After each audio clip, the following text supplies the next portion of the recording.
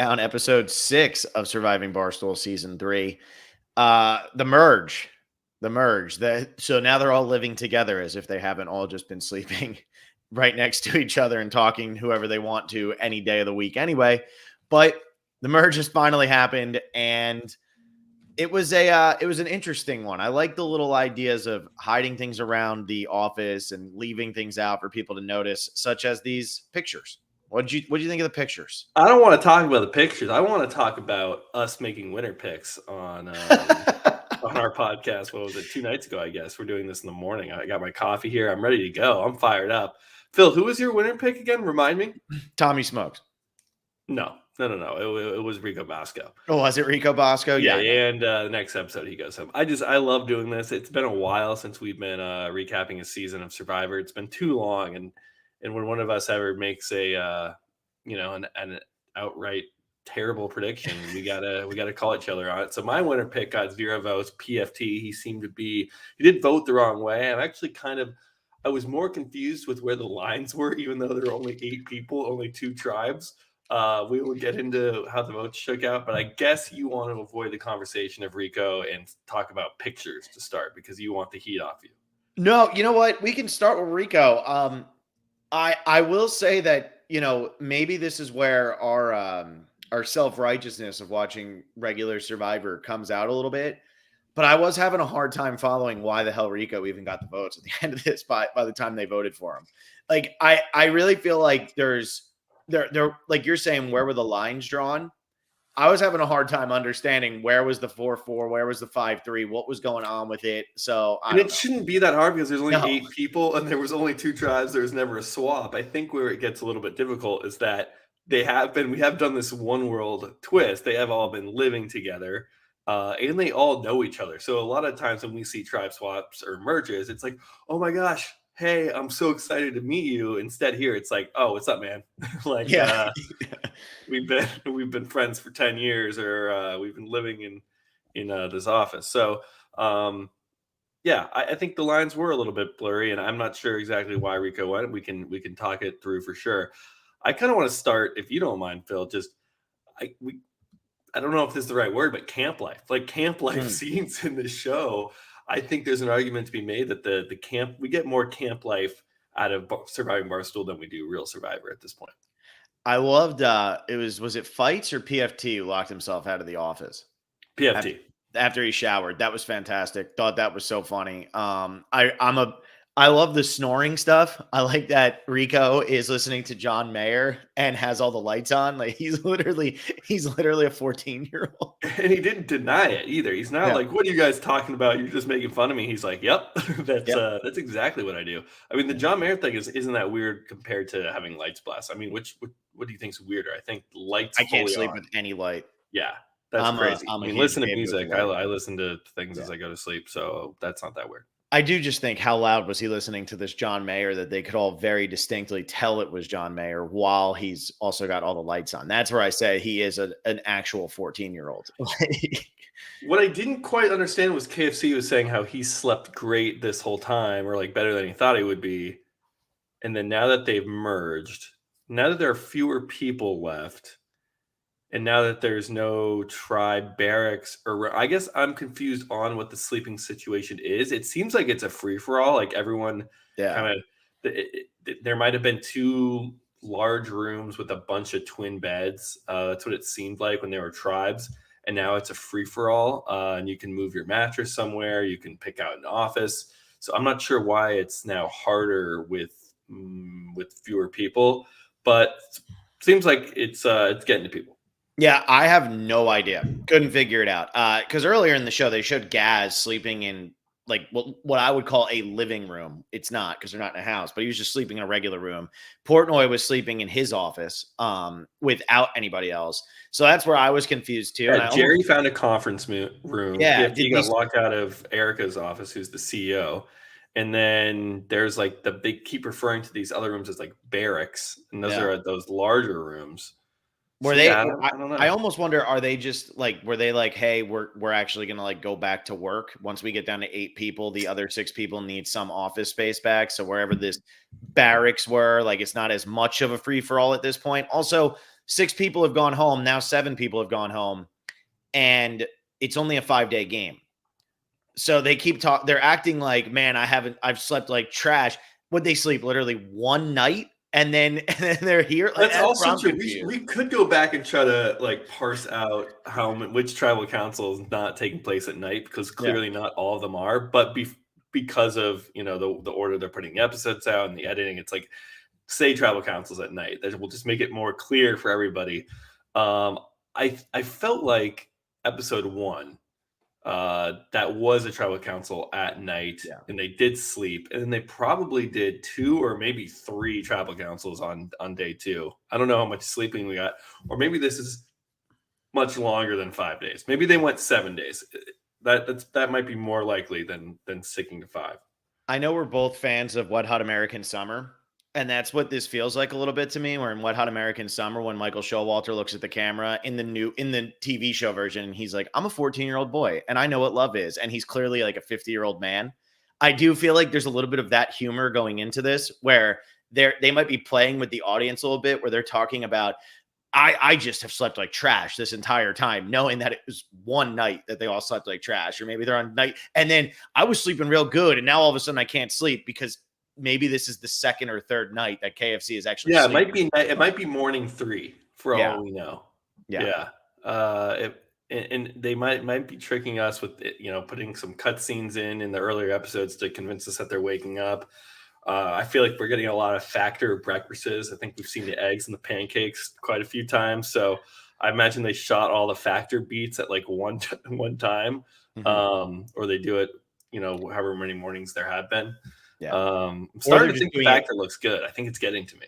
It's getting to me too, and I think that the Factor stuff they might be shooting over the course of a week, 2 weeks. They might have just been, hey, every time we come in, can we just get a couple of the people to sit down and do this real quick? I They had wouldn't be that surprised they about had that one scene where it's like so staged, where the boxes come in. They're like, "Yes, Pat, I want to pick first. Oh, I get the chicken pecan. I want this." It's like, it's so hammed up so clearly. yeah. Kind of what you're saying, that they're like, we're supposed to know they're putting on for the sponsor.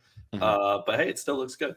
Hey, it looks good. Yeah, I'd honestly never heard of it until this, so maybe they've won me over. I don't know. Maybe we'll see. Um, so let me bring this up into a sports terminology. Michael Jordan against the Jazz. Tom Brady down 28-3 against the Falcons. I can't think of another sport. Tommy Smokes winning this challenge. Is it up there with like that kind of stuff? Because he's 100% going home if he doesn't win this, right? I don't know if he 100% is going home. That's what's crazy. Like, I think if he doesn't win, he probably finds a way out of it, because we're still so far from the final 3. Like KFC, I think it said the week before, it's like, this is where all the Barstool reality shows start. They start with 8 people left. Mhm. So like, we are very far away from the final 3. And I think that's where Tommy is gonna, that's his downfall. People don't want to sit at the end with Tommy. I don't think people mind playing with Tommy, or even think, and he even said like, he's not really that much of a challenge beast, although he has won. I mean, he won this one, and then from what I remember, he won a couple in his first season, and then Most Dangerous, he definitely won a couple challenges. So I think Tommy he is kind of a challenge beast, not because he's super physical or anything, but I think he just knows how all these games work. Like, he's seen every version of these games on Real Survivor and has gleaned some information or strategies.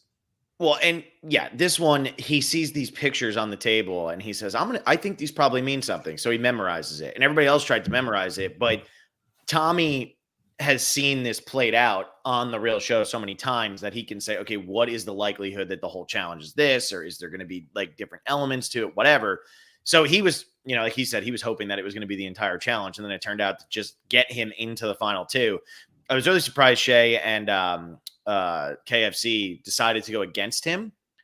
I feel like there was no way they were going to beat him. And like, while I may have volunteered myself to do this if I was memorizing it, I think if a person who I would assume has it memorized the best also tried to do it, I would just say, nah, never mind, I'm good.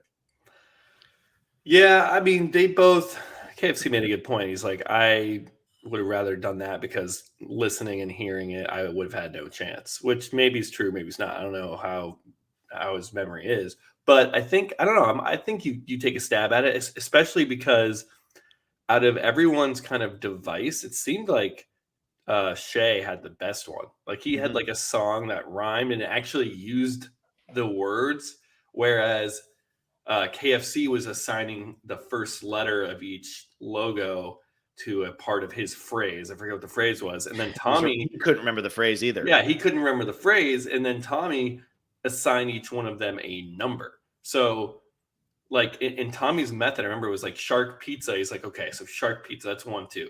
Shark pizza. Okay, that's 1, 2. And so maybe that would come up later if it was some code breaking thing. But then it was all memory. So from what we got of Tommy's system was basically, oh, 1, 2, 3, 4, 5, 6, 7, 8, 9, 10. Yeah, which Like doesn't that's help. all he has to remember. But wait a second, that's not corresponding to anything. Mhm. The numbers have no meaning. So I thought out of everyone's device, Shay was the best. Now clearly Tommy had, he made a code for it and he had memorized it, and we just didn't see whatever his memorization strategy was.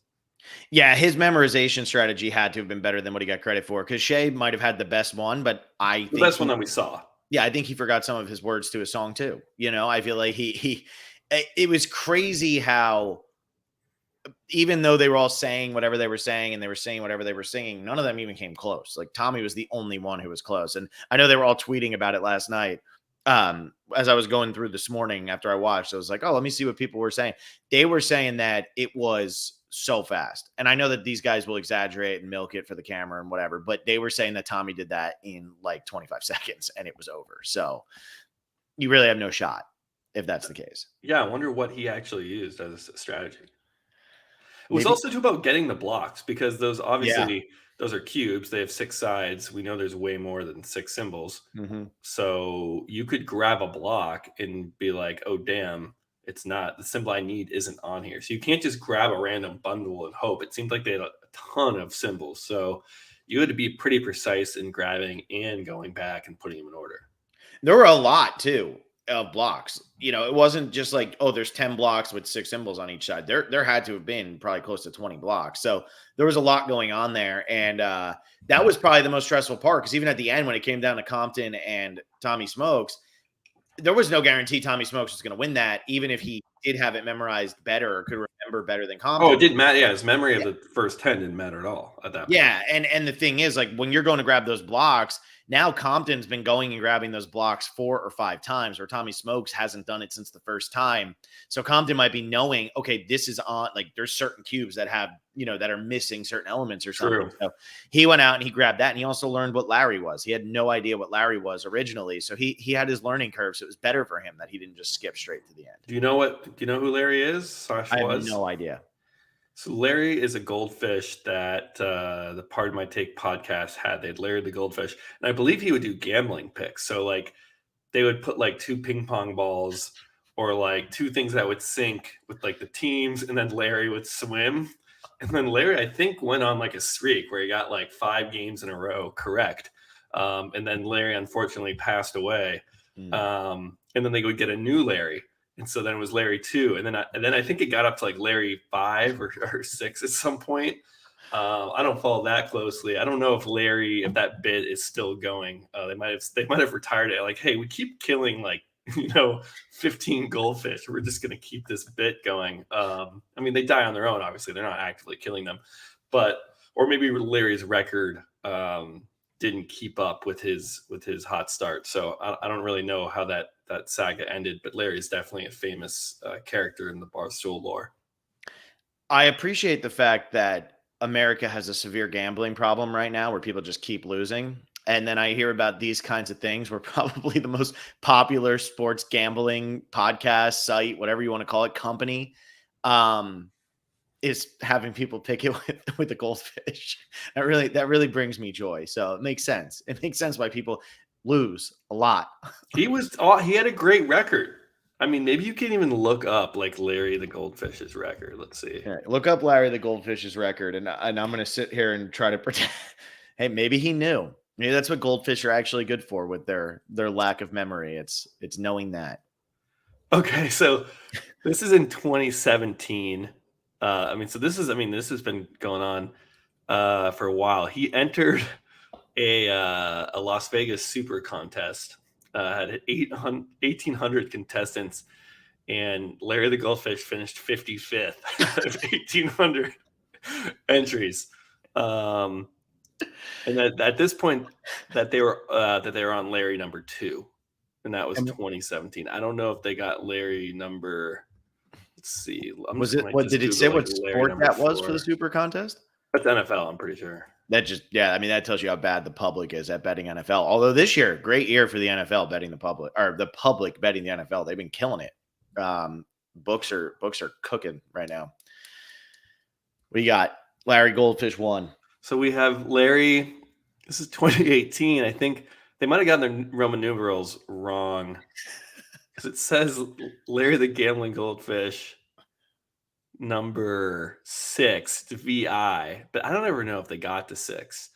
Not to brag, but our gambling goldfish, Larry, the 4th or the 6th, is 4-0 on national television. So he was on national television. And you used to be able to invest in Larry the Goldfish. I think they got up to 4. I don't know if they ever I got like to this. 5. But yeah, I mean that's fun too. You get some of this Barstool lore, and like Will Compton, who had no idea. It's like how do you work at Barstool and not know who Larry is? I mean, I guess these guys have a life too, right? I mean, they probably do, but if you don't do the show and have anything to do with Larry the Goldfish, are you really going to be checking every time something is tweeted out about Larry the Goldfish or something? I mean, No, but it's not even know who it is. I don't know. He When got did Compton start 55th there? place. When did Compton start there? Nah, not that long ago. Okay. I think it's only been like a couple of years. Yeah, so that would make sense. I mean, Larry the Goldfish at this point, he's enshrined in Canton. He doesn't have time. Compton has to go back and that's like finding out who Dick Buckus is, like he's got to go do some research. Everybody back then knows it was a big deal, but it's tough to know now. What am I looking at here? Oh, what did you think about in this challenge when Jerry moved the block and tried to walk away and then PFT said, "Oh, I touched my block too." What did you think about this? I was pumped that we had some challenge controversy back after last week not having any. It was it seemed like Jerry knew he wasn't going to win and was just like, I want to be out and I want to like show everyone here that I'm playing by the rules and that I'm honest. Honesty, integrity. That's something Dave will always say when he makes rants or emergency press conferences or anything like that. So I think Jerry's just trying to ham up that he was an honest person. So like he switched one block when he wasn't allowed to, and it was, I mean, the penalty immediately is like, you're disqualified from the challenge, which seemed really hard. It's like, why can't you just switch them back? Maybe take a 5-second penalty whenever he says go. But no, Jerry wanted to be out. And then PFT's like, well, I touched my block. And he didn't even switch the places. And I think PFT also wanted to be like, hey, I'm playing by the rules too. Even as the confessional, like it was against Tommy, I would have been like, no, I'm not going to say anything. But Yeah. they're an alliance. They're working together. I think they both want to just, have goodwill with the rest of the people in the host and production. So Yeah, I thought it was funny though that Jersey Jerry was going to be eliminated from the game. He was disqualified for doing that. But then when PFT did it, it was okay, we'll rerun it. But I thought they were just going to eliminate PFT because PFT had done it before. Well, I think they needed one of them to win to go on to the next round. So it's like if they're both disqualified. Well, that's where I thought they would have gotten rid of PFT though, because if the rule was if you touch it, you're disqualified, and PFT touched it first, then you would just eliminate him and keep Jerry around. Yeah, I mean the rule's shady. It's like if you don't switch the blocks and you just touch it, is that even doing anything? It's like probably not. I like how it's loose. I like how it's like let's just figure it out as we go. I think that's they didn't get super heated, but there was a controversy nonetheless and brought some interest. Okay, so speaking of super heated, Will Compton is lying about not having his bag and wants to know why Rico stole his bag. And he is just trolling Rico relentlessly about this bag. And Rico is really pissed off because he really thinks that Will can't find it. And he's trying to, again, I love that they go to the producers for tapes. Get it on tape. Get it on tape. Look, there you are. You're walking down the stairs, you idiot. Yeah, but you got it before that. I love that kind of stuff.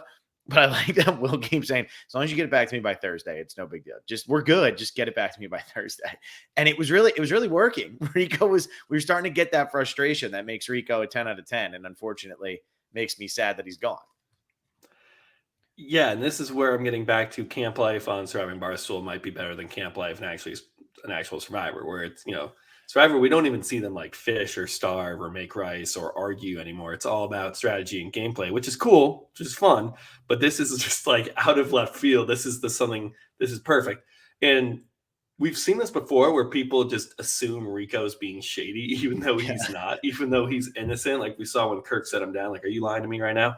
Because he just kind of has, he says wrong place, wrong time. Like he's just kind of has a shady vibe. I don't know what it is. He clearly gives it off because at first, Will Compton did think that Rico moved it because he goes, I didn't move your clothes. I didn't do anything because he just immediately starts getting so defensive for absolutely no reason. He thinks he's being accused when he wasn't being accused at all. Will was just like, I misplaced my bag. I don't know where it is. And Rico suddenly goes on the defensive, like, I didn't move it. I didn't steal it. And then, yeah, hilarious to keep the bit going and actually driving Rico insane. And then we go back to this footage question. Are you allowed to pull up footage? It seems like we kind of should have resolved this question once it happened in the challenge. Then Dave flipped out that one team got to review footage of an in-game show that they are shooting, which has some valid arguments. Mhm. And now Rico is just pulling footage of people walking around. That name Pete, it could be a number of people. It could be someone on the production team, but there is a person at Barstool. His name is All Business Pete. And he rarely is a front-facing, whether he's on the podcast or even I don't think I've ever seen his face. He will rarely come onto a podcast, and he actually has a great shtick, and it's that he is all business Pete. So like whenever they ask him a question, they'll be like, "Well, I'll have to check how that improves the business, or we'll have to punch the numbers on that." Or like I think he runs the office, so it might have been pulling like the security cameras. I think they have like robo cams in the corners. That's what it looks like. Yeah, it's not like actually produced footage of the cam ops or even the social people. It seems like it's those security cameras throughout the office. So I think that's All Business Pete getting a call out, who is a funny Barstool guy. Yeah, and I think that one makes a little bit more sense because if you're trying to claim that something was stolen, now you're worrying about Rico was saying, I don't know, there could be medicine in there. There could be anything. I'm not going to take that from somebody. I'm not that kind of guy. But it is, if it's stolen, you can say, okay, let's look at the security footage to see what was stolen, as opposed to, when they're doing a challenge and then you're watching footage being filmed by cameramen who are then going to put it out. So I do think there's a difference between those two things, but I just love that Will Compton was doing it for no reason other than to rile up Rico, and that then he started telling everybody what was going on, and Rico still was never let in on the loop. So he just kept getting madder and madder and madder and madder, which that's how you get to Rico. Seems like it. It seems I loved when they were eating and someone's like, well, dude, if he didn't have it when he walked down, and Will's like, no, I'm messing with him. Like, obviously. Yeah. Yeah. And yeah, Rico doesn't seem like the kind of guy to step back and say, hey man, I know you have it. I don't really care. You're not going to get to me anymore. Instead, it's just going to be, that's what's pissing me off, man. You think it's me and blah, blah, blah. And he just keeps going. I'm hoping that Rico has a nice Dave Portnoy edit next week post vote where he gets a solid 5 minutes or something on Monday night's episode, because I'd like that. Yeah, I would like that too. We didn't see much of Dave tonight. No, there was I think he realized he's out. Like he can't. Yeah. They merged. They've moved on. He had maybe like one line or two lines as a jury member, but he said you made the wrong alliance. You made the wrong decision or something like that from the jury. That was all he said. Mm-hmm. Yeah. I don't know. We didn't really hear from any of the jury people. Kirk didn't get a send off. Gaz didn't get a send off. None of them got to explain why they went home. But I guess it's a little bit more self-explanatory. I mean, really, this is a 43-minute episode, and I would say probably 20 minutes of it was the challenge. Am I wrong on that? No, I don't know if 20 minutes was the challenge. I feel like before Tribal, it was pretty chaotic, and I was unsure. I thought there were 4 people who could go home going into it. Mm-hmm. Yeah. So, I mean, who were the 4 people that you thought could go home? Fights, Rico, PFT, and Jerry. See, Jerry was never on my radar. Jerry was never on my radar at all. PFT kept saying something about trying to flush out the idol. And it was like thrown in there. I'm like, so wait a second, maybe they're throwing votes on Jerry if that somehow got out, or Jerry's going to play the idol for somebody and then a stray vote goes on him. I don't know, because we're not following traditional editing standards here where it's like Survivor has a very pointed question: is this going to happen, A, or is this going to happen, B? I mean, maybe once a season you get like A, B, or C on Survivor, CBS Survivor. Whereas here, it's like, no, we're going in pretty blind on these votes. Yeah, and so when I look at PFT, did PFT actually say flush the idol? Was PFT using Survivor wording? I don't remember. Like, maybe that's why I didn't register in my mind, because I don't remember what he said. But it would blow my mind if he said we should flush this idol, right? Like, I can't remember how he worded it. He did. Really? I don't know why? I Oh want my to God. say They're starting I to don't know. learn. I also watched Survivor last night. That's true. And they So were talking about flushing they were idols. talking about flushing an idol. Yeah. So I don't remember. I mean, if PFT said flush an idol, it's because he heard someone else say it. Mhm. I mean, is that the best word to use? I mean, maybe it is. Maybe that's just what you go to, even if you're I not think they would just familiar say with the get rid of, lexicon. right? Yeah. You don't know the synonym for it, so you just say, let's get rid of the idol. Why have the idol there? Let's get rid of it. Let's vote him out so he can't have it anymore. Something like that. That's how I would think of it. Yeah. But there was talk of that. That came up. Do you remember that? I do now. But whatever it was, I'd actually be curious. And this is a totally Survivor related thing, not Surviving Barstool, but I'd be curious who the first person to say flush the idol was. Because that's not a phrase that should be the phrase, but that is exactly where our brains as Survivor fans go to flush the idol. But that's not what the phrase should be. Yeah. I mean, it's a good word for it, though. Like, you're flushing. Flushing is getting, like, rid of. Like, getting rid of is 3 words, and flushing is 1 word. Toilet. So, yeah, I mean, let's flush it out. Like, flushing something out, also, you're making someone play it when they don't have the votes their way. So, like, you're kind of bringing it out. I don't know. That's a really good question. There's a lot of things in Survivor where I'm wondering, like, how they came to be. Like, a lot of people will say, even in real life, like, oh, they're my day one. And I'm like, was that like a post 2000s phrase that came from Survivor, or is that something people have been saying way before Survivor? I don't know. Yeah, there's a lot. That's a pretty common phrase. Oh, yeah, he's my day one, or she's my day one. I don't know. It's kind of it's the Seinfeld thing, right? When you're one of us and you hear yada yada yada, you don't realize that came from Seinfeld. Like, we realize it, obviously, but like, I didn't know that until you just said that. Really? Yeah, yada yada yada came from Seinfeld. Are we sure about that? Yeah, that yada yada yada did not exist until Seinfeld, which is insane to think about, because like In what context did they use it? Did someone just say it, or George says, yada yada yada. He can't think of what else to say, so he's yada yada yada. He just says it frequently. No, he there's like an episode where he says it, and it's like a moment. And it became what did you just say? Cultural lexicon. Like, wow. It's insane. I had no clue. So that's where the high five wasn't like invented until like 1976 or something. Really? Yeah, which sounds insane. So what were people doing? Like, hey, good job, man. Like, there's very weird videos of like in old movies or TV shows where like people like kind of touch hands, but it's not like they're not intentionally like high-fiving with their hands up in the air. I think it was Bobby Bonds rounding home plate, and they just clap hands at the end, and that's supposedly where the high five was invented, which seems like what were like Spartans and gladiators, and like what were they doing during battle after they like kick some ass? Like in 300, those guys, like after they kick some ass, they weren't high-fiving. Like, I can't imagine, like, what were they doing? Dude, so it was 1977. 1977, even later. Dusty Baker high-fived his teammate Glenn Burke. Could you imagine, though, in 1977 seeing that and being like, holy shit? You probably didn't think anything. You're probably like, well, that was weird, and not knowing it would be like the way to celebrate sports. That's insane to think. Like, so the Super Bowl, the first 15 years of the Super Bowl, nobody ever high-fived. See, that's where it doesn't make sense. Like, they had to have, like, what were they doing when a player would walk off the field after making like a big tackle or something? Were you doing to pound it? Like, I feel like the pound it seems more new age than a high five. It seems like the pound it's newer in the evolution of The greetings. pound it pretty much became a thing even more so after COVID. It was a thing that was going on, but then that kind of replaced the handshake after COVID because people didn't want to be like grabbing hands with other people.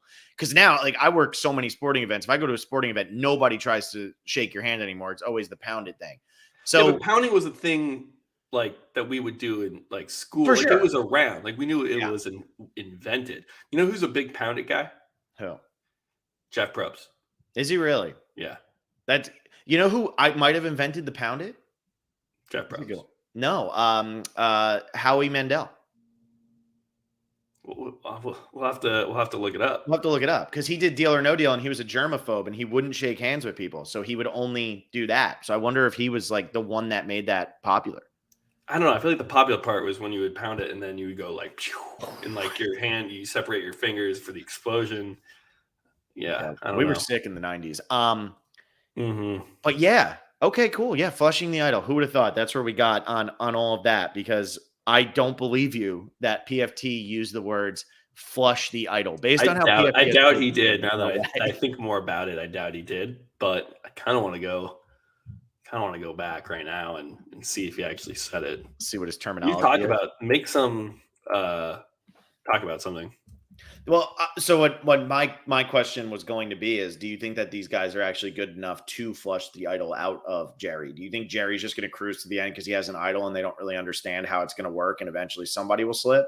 Well, actually, Jerry's being very smart about this because very few people know Hmm. that he even has an idol, which is again something that's pretty rare. It seems like these days on Survivor, once you have an idol, you tell like your closest ally, and then they tell somebody, or you tell the whole tribe. It's like Bruce's idol this season, like everyone knew he had it. It seems like every season, everyone knows, oh, he's got one, or there's talk this person. So it's like very top of mind where the idols are. It seems like Jerry's done a great job of actually concealing where it is, and he doesn't seem like an astute, knowledgeable Survivor super fan. He just knows, hey, I probably shouldn't be telling anyone really that I have this and I can use it to my advantage if people don't know about it, which is true. Hmm.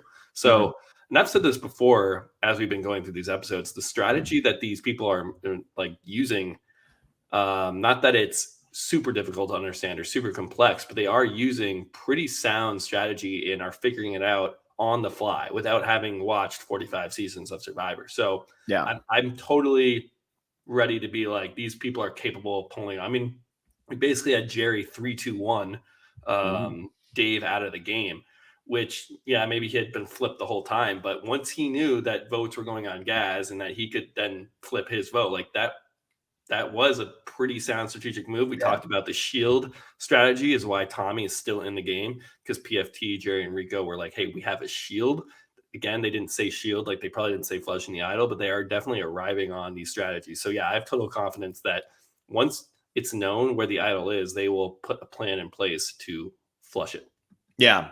Yeah, I agree. I think they could figure it out at this point, but it is kind of refreshing to watch this type of gameplay because it does feel like an old school Survivor type of gameplay where they all think that they're inventing the game, but we all know that they're not inventing the game.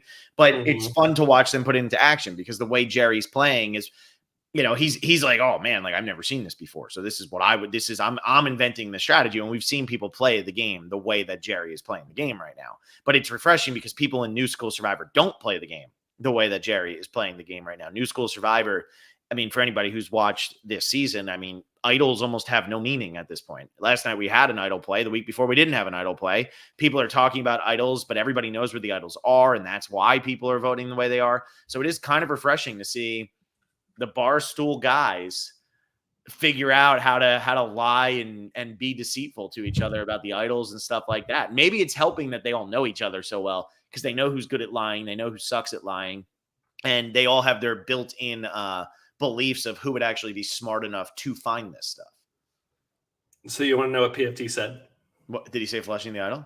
No, but he didn't say get rid of either. He had a great, I mean, it's another great phrase. He had smoke out the idol. Smoke out the idol. There you go. There you go. That makes so much more sense in the context of Barstool. Yeah. Yeah, I like that. So I mean, That's they're definitely getting that's basically saying flush. oh You're yeah, smoking it out. Yeah. yeah. Yeah, it's just it's a different way. It's the same thing as permutation. You're extracting it out. Yeah, these are the words, these are the terminology they should be using, but we get it. We get it. And I think it's fun that they're doing it in character. They're saying the same thing, even though they're not using the No, but exact what I'm words. saying is there is meaning to this. It's like they Yeah. understand what the hell they're doing. Yeah, These aren't exactly. just I like mean, people can look at this and be like, oh, it's Barstool people playing Survivor. yeah. There's no strategy. There's no thought. They're just like dumb sports fans, blah, blah. It's like, no, these people actually are really competitive Mhm. and they're playing hard. There is $100,000 on the line. And just because they're not a bunch of Survivor super fans and nerds like we keep seeing on modern day Survivor, it's like the strategy isn't that complicated and people can, figure it out. And this is a great example. It's like they get how an idol works. They get that they can smoke it out. I think it's a good example of like the kind of people we're dealing with here. I look forward to the day when I'm doing a Survivor recap podcast and I say smoke it out. And maybe I'll throw that in one of the next couple episodes before you kind of jump back into the recaps and see if I can just confuse the hell out of Alexa, just be like, yeah, we're gonna smoke out the idol. When she's what, or what, since when does anybody ever say that? I'll just pretend. Would you even bat an eye? Because I was watching this last night and PFT says smoke it out. And then here I say, oh, yeah, he said flush out the idol. And you're like, wait, I doubt he said that. I mean, you might, it makes so much sense that maybe no one would bat an eye. Maybe. Well, I'm going to test that theory. We'll find out on Monday when I mention Austin's idol. So was this alliance then? Because of the way, do you want to break down these votes and how it shook out? Yeah, let's see if we can make sense of this in like the next 10 minutes. But Shay, KFC, Tommy, they all voted for Rico. And then Rico, Jerry, and PFT all voted for it was basically the two tribes voted against each other, except Tommy voted against his own tribe. I'm pretty sure that's what it was. So 5-3 were all the original Stool tribe, I want to say. KFC, Fights, Shay, Compton, all went Rico. Tommy went Rico, Jerry, PFT, and Rico went Fights. Right. So pretty much, do you think that the tribal lines will stay through then, or do you think that once Tommy loses, people will go after him, and then there could be a little bit more chaos? I mean, because Jerry has this idol, so now it realistically, if Tommy wanted to go back to the other side, it'd be 4-3. Tommy has the idol, which Tommy probably wants to do. He probably wants to play that middle game and bounce back and forth and not let any one side get power, because he knows if one side gets too high, then they can just pick him off really easily. And he wants to be used as a number for whoever the minority tribe is. So, yeah, go ahead. Say, well, also because on his tribe last episode, they showed that they're not going to work with him. Rico, PFT, and Jerry would have been so willing to vote him out at any time. So it makes sense to get rid of one of them and then maybe go running back to them and say, well, hey, look, if we can just find an idol, if we can make something happen. And now maybe Jerry, who doesn't have the numbers, tells Tommy he has the idol. And now Tommy can put a plan together to get rid of one of the four guys on the other side using Jerry's idol. I'd love to see it. It seems like Tommy doesn't really have anywhere to go, though, because even KFC and Fights were like, yeah, sure, man. Like, we'll play with you. Like, I don't know if I can trust you or promise you everything. And then PFT, even when Tommy went to PFT was like, Tommy, I don't know, man. Like, no one was like, all right, man, I believe you. Let's go. It was like, you are wearing immunity and I can't vote you out, but let's see. Like, they kind of were on to him making deals for the future, knowing that he totally had the freedom to do that. Like, that he had immunity and could kind of say whatever he wanted. Yeah. And I feel like that is probably where they're still out of touch, maybe with regular Survivor, and where they do drop off a little bit is Tommy has the immunity this time, and they almost looked at that as, okay, great, we throw Tommy out. We don't have to worry about Tommy. Like, just like we'll ignore that almost because we can't vote for him. So let's figure everything else out. I do feel like, which I kind of like. It is weird in CBS Survivor. It's like someone gets wins the immunity challenge. It's like, I have all the power. It's like, no, your vote is still 1 of 9 or 1 of 8 or however many people are left. Yeah. Like, your vote doesn't increase in size because you have the idol. Now you can play more loosely and like put something, you can try to put your own plans in the action. You don't have to worry about someone coming and thwarting you and voting you off. But I kind of like they're like, all right, whatever, Tommy won. Like we can still kind of do what we want. Although Tommy was kind of the swing vote, you could say, I guess. Like the thing was, what was the best Tommy was going to do? Force a tie? Yeah, no. Did PFT, Jerry, and Rico think they had someone on the other side? Like maybe they thought, okay, Tommy will vote. Maybe they thought they had with Compton. us. And yeah, that's what I'm thinking. Maybe they thought they had Shea or Compton. Compton Like they probably knew they would weren't have getting made the most sense. KFC. They knew they weren't getting fights because they were voting fights. So Yeah, they probably thought they had Shea or Compton. Yeah, that would make the most sense. Also, which they probably showed us. It was just there were so many moving parts to this vote that I just wasn't super clear on what their end goal was. So here's one thing I got, and I'm asking this because it was brought up in another episode and we didn't mention it, but I'm thinking about it now. They had said at one point, if we tie, well, then we just play our idol and somebody goes home. Does Jerry think that he can play the idol after the votes are read? Or not after they're read, but if there's a tie that then on the revote, he'd be allowed to play it? Does he think that that's the rule? And is that the rule in Surviving Barstool? Because it's obviously not the rule in season 2. I did not catch that. It was a couple episodes ago. Yeah. I think maybe he meant, I mean, again, I don't know. I didn't catch this one. Did he potentially mean that, if we know where the votes are going and, if it's going to be a tie, and we haven't had the votes read, but they feel confident it's going to be a deadlock, that's when they'll use it. So that is said it as like we're going to vote, and if it's a tie, then we just play the idol. And I feel like he was thinking that could be another way of saying if it's a tie, like if the votes where we know they're going is a tie, that's when we'll play it. I wish I think could remember what episode it was I think they probably explain the rules to everybody before. I mean, that happens on every show. It's like, here's the rules, especially, not everyone here watches Survivor. You can't just know all the rules. So I'm sure they explained how it all worked. And if he got that wrong, that's on him.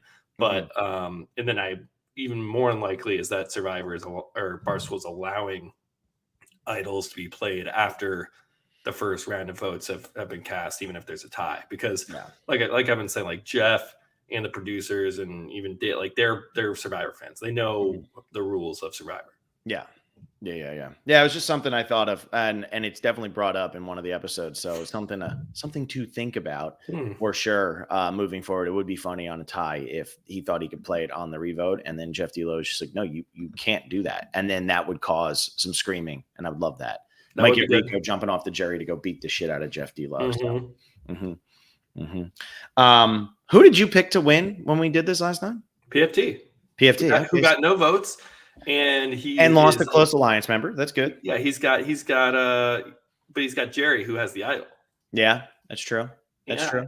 Yeah, and he's got he's not in the majority, but I think Jerry and PFT can stick around. Yeah. Because remember, Shea voted against Compton. Like it was Shea, KFC, and fights. Like I think Compton could easily flip over, and he seems to be playing hard. Yeah. So. Yeah, he wants to win. He wants to do it with the boys too. So, he's got to do his thing. Is he the one who started saying the boys all the time, or did that come from somebody else at Barstool? Because he says the boys nonstop. Was he the Saturdays for the boys guy, or was that somebody else? No, that was like way long. That was before Compton was at Barstool. Okay. I forget where that phrase came from. It was the answer to some joke, or it was a phrase, an old phrase where like Saturdays are for the boys and I think Sundays are for the men was like actually the finishing part of the phrase. Like it actually wasn't supposed to be a good thing. It might have even been a football reference where like Saturdays are for the like college Saturdays football for boys, college football, and then the NFL is for them, like Sundays for the men. Yeah. I could be totally off on that also. I really don't know the origin of that. But I remember hearing it was some sort of old-timey phrase, and then the one part was just Saturdays are for the boys. Just totally stuck. Damn. Yeah. Okay. Because he says the boys so much that I thought maybe that was it. But so now the next episode doesn't air till Monday, so we get a little hiatus. What are we gonna do? I can sleep. That's what I can do. I'm so excited. But yeah, we're not gonna. Are we gonna do anything? I don't think we're gonna do anything. I think we're just gonna smile at each other. We'll text each other and say, "Man, I wish Surviving Barstool was on right now." Yeah, I mean, do we want to offer some predictions for next week before we get out of here? I mean, the finale's next Wednesday. So how do you foresee this going? So that means the finale is going to have 5 people in it, and we know it's a final 3.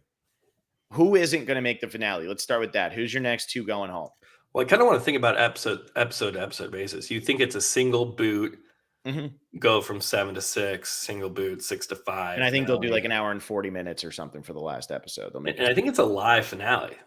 Like, are they're doing what like Survivor used to do, where they'd come in to the reunion stage, you'd have the jury, you'd have the 5 people still in, and then go play the edited flashback episode and then do a live vote reveal, live reunion. Like, they're actually doing the live thing, because that's what it says on the schedule. It says, see, like if you look on the Barstool TV, it's like episode 7 is 12/11, episode 8 12/12, season 3 live finale. So am I supposed to believe that they don't know who won yet? I think it's like Survivor, where like the producers of the show know who wins, but they haven't done the final vote reveal yet, because remember, that's how Survivor used to work not that long ago. Yeah, I know. Yeah, for like 40-something seasons, that's what would happen. I think we're gonna have 5 people in the finale. So who do you got? Who do you got going home these next 2 weeks? Or next 2 days, whatever the hell it is. Yeah. Man, I gotta hold my winner pick. So I gotta say PFT's in the finale. I think Jerry finds his way there, even though those are the 2 people on the bottom right now. I think Shay probably gets ousted. It seems like they brought it up that a lot of people, like some Barstool Chicago thing, like he's going to get a lot of votes because all the Chicago guys are on the jury. That's like Big Cat and Hank, because PFT is moving there, or they moved there. So I think Shay is out. I think Feidelberg might get ousted, or one of Feidelberg or KFC. So I think we're looking. I think Tommy makes it somehow. I mean, at least that's what I'm hoping for. I think it's going to be Tommy, Jerry, PFT. I think Will Compton will be there. I think he's playing well. Shay's out, and then it's like kind of a coin flip between, because like, why would you vote off Fights? I guess they did it. They tried doing it this week. It's like, I can see him getting votes, because Barstool would be like, that's funny if Fights didn't do anything and he wins. Like they would be kind of in on the joke. So that I could actually see being like, wow, everyone likes him, let's vote him out. So maybe I'll go that. I'll go Fights goes home. We have KFC, Compton, PFT, Tommy, Jersey Jerry. See, my hot take was supposed to be that Fights isn't going to make it. I thought you were going to be all in on Fights. So I don't think Fights is going to make it, but you know what? I'll say Che or Che. I have no idea how I'm supposed to say his last name. So I'm just going to butcher it until I'm dead. But I'm going to say he gets through, and I'm going to say it's going to be Fights and KFC that go down. I think Tommy is going to flip back to Jerry. Jerry's going to use the idle right. And then I think they're going to somehow figure out a way to get rid of those guys. And then I think Tommy's going to miss final. I think he's going to get 5th or 4th. I think he'll miss the final 3, but he'll get to the finale. And I think that's what you're picking up on in the edit. Yeah, that's definitely what I'm picking up on. That's what I'm picking up on by the fact of how the hell he's not going to win. No, I think it's just logic. At that point, it's not really edgic. It's just logic. It's just, the logic. The edgic for season 45. You know who they had winning it going into this week with an over 90% chance? Emily, probably. Yeah. Woo! They can't read and edit, huh? Edgic can't read edits. Anyway, not anymore. Not anymore, man. Not anymore. But yeah, I think I think Jerry will sit at final 3. And I feel like if Jerry gets the final 3, he's winning. I know, but I feel like it'll be him winning. I feel like it'll be him, and he'll beat PFT, and then God, I don't even know who. I think Compton. You know what? And I think Compton will win. I think Compton's going to get the final. I was going to say you have to make a new winner pick.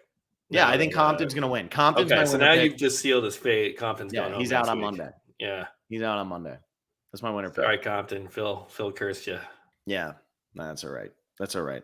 Maybe I should pick somebody I don't like, but then I have to pick who I don't like, and that's no fun. So I'll just take Compton, and I'll say that.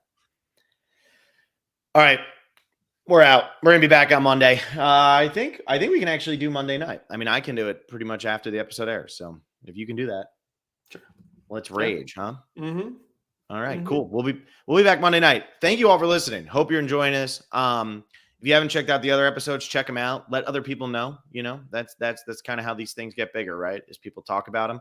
And yeah, we've really been enjoying this. If there's any other stuff, like, this is Surviving Barstool, but if there's any other stuff that is coming back in January, February, something like that you've like been dying to hear a podcast on that you can't find a podcast on, let us know. Not guaranteed. If we're really going to podcast Surviving Barstool, I think we're open. We're open We're to, open. to anything. We're open for business, man. We're doing a show that's not even on YouTube.